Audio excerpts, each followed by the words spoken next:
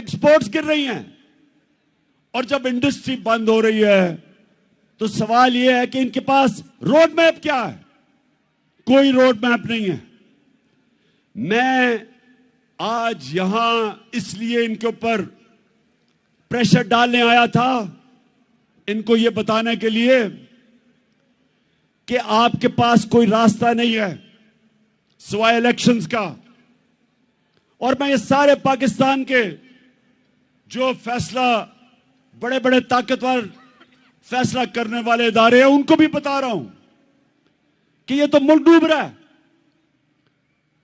ये मुल्क अगर डिफॉल्ट की तरफ चला गया तो हमारे पास तो वो हालात हो जाएंगे कि जब आपकी इकोनॉमिक सिक्योरिटी गिरती है तो मुल्क की नेशनल सिक्योरिटी नीचे चली जाती है। इकोनॉमिक सिक्योरिटी जब सोवियत यूनियन की गिरी तो मुल्क टूट गया, सोवियत यूनियन टूट गया। तो हम तो आज उधर जा रहे हैं। तो मैं ये अपनी इलेक्शन या पॉलिटिक्स के लिए नहीं आया। इलेक्शन तो इंशाल्लाह जब 9 महीने के बाद भी होंगे, जीतना तो हमने है। ये तो आप कभी जीत ही नहीं सकते। जीतना तो हमने है, लेकिन मुल्क की जरूरत आज इलेक्शंस करवाना है, इसको बचाने के लिए। मैं आज फैसला किया था कि मैं अपनी कौम को क्या कहूंगा।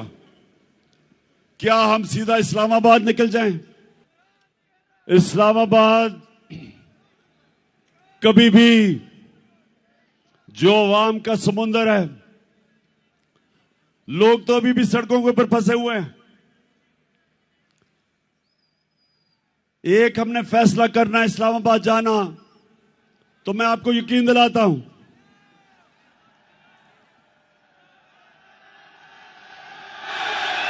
कि ना ये बर्दाश्त कर सकते हैं। जितनी भी पुलिस आप जमा कर लें, जब लाखों लोग इस्लामाबाद में जाएंगे कोई नहीं रोक सकता उनको।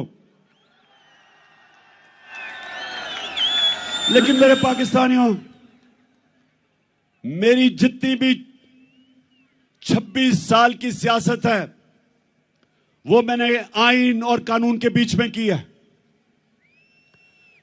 मेरे लिए इन 7 महीने में बड़ा आसान था कि हम वो श्रीलंका वाला हालात पैदा कर देते।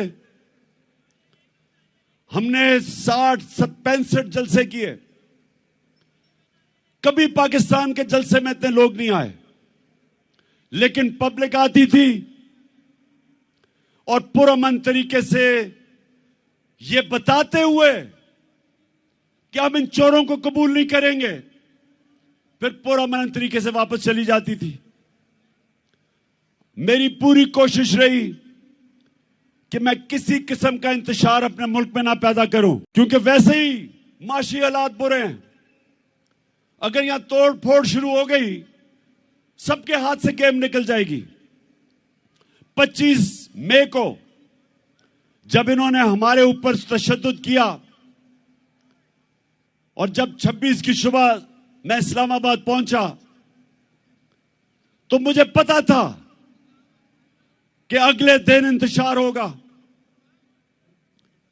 मैंने सिर्फ इसलिए अपनी मार्च कैंसिल की कि मुझे पता था कि अगर हम इस्लामाबाद धरने देने का फैसला कर लें तो अगले दिन तबाही होनी थी, खून होना था। इसलिए मैंने वो मार्च कैंसिल की।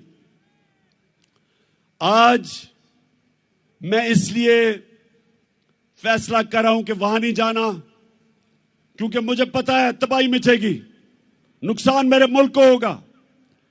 लेकिन जो मैंने फैसला किया अब ये कि हमने अब इस निजाम का हिस्सा नहीं रहना।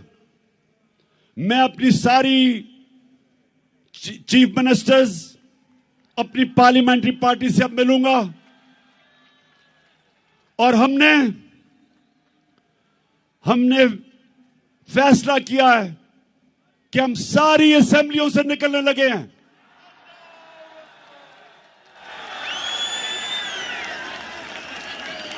हम बजाय अपने मुल्क में तोड़फोड़ करें, हम बजाय अपने मुल्क में तबाही मचाएं, इससे बेहतर है कि हम इस करप्ट निजाम से बाहर निकलें और इस मुल्क का हिस्सा, इस सिस्टम का हिस्सा ना बने कि जिधर ये चोर बैठ के अपने अरबों रुपए के करप्शन के केसेस हर रोज माफ करवा रहे हैं। गरीब लोग जेलों में हैं, छोटी छोटी चोरी पे बेचारे लोग जेलों में गल सड़ रहे हैं और ये बड़े डाकू अरबों रुपए की चोरी अपनी माफ करवाने के लिए पहुंच जाते हैं।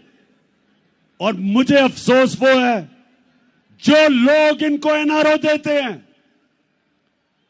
मैं उन लोगों से भी पूछता हूं कि क्या आपको खौफ खुदा नहीं है कि एक मुल्क पे इतना बड़ा जुल्म कर रहे हैं?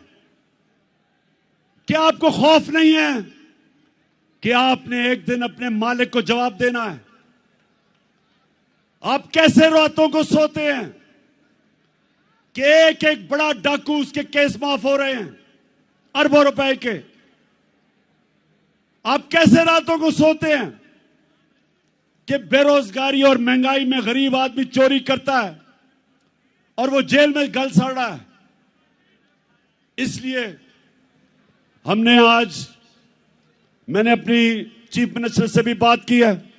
मैं अब अपनी सारी पार्लियामेंट्री पार्टी से मीटिंग शुरू कर रहा हूं और इंशाअल्लाह आने वाले दिनों में हम अनाउंस करेंगे जिस दिन हम सारी असेंबलियों से बाहर निकल रहे हैं।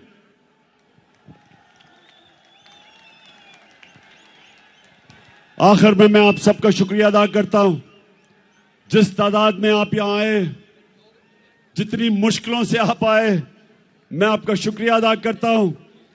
आपने मेरी हौसला अफजाई की, आपका शुक्रिया अदा करता हूं। और मैं आखिर में कभी ना भूलना,